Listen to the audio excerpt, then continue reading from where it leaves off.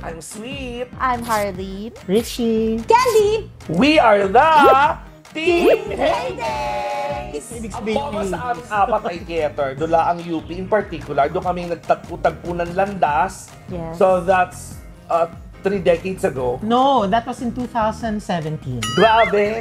Napakasinumali. 3 decades na yung friendship namin. And yun, doon kami nagsimula. Kaya kami Team Heydays. Kasi nung Heydays namin, nung kami fresh, sariwa, bata, puro-puro ng energy. Sa maniwala kahit sa hindi, almost every day magkakasama kami. Kaya Heydays, kasi yung magkikita lang kami, hey! Days! Nag-heyan lang kami, magkikita lang kami.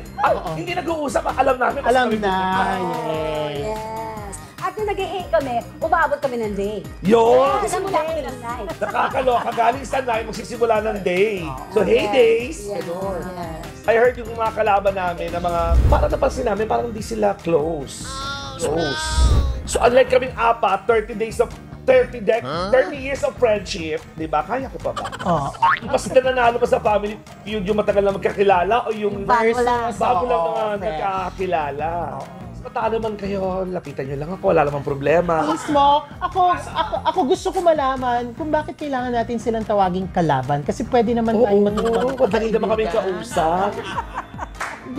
Oo, and hopefully para sa ikagaganda ng show, magkaroon kami ng reenactment. Sabi ko nga, willing naman akong i-reenact ang Mga movies, mga eksena. movies nila. Kung ano yung ginawa ng mga leading ladies sila, willing akong gawin. Actually, kahit na ako yung leading man, pero sila yung leading lady, pwede rin naman. Pwede rin naman.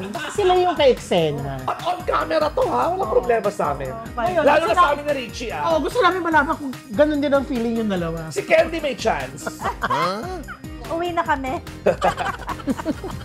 Hindi na kapagsalita. Manunod na lang ako sa Abangan niyo po kami, ang Team Heydays, sa Family Feud. 5:40 PM sa GMA.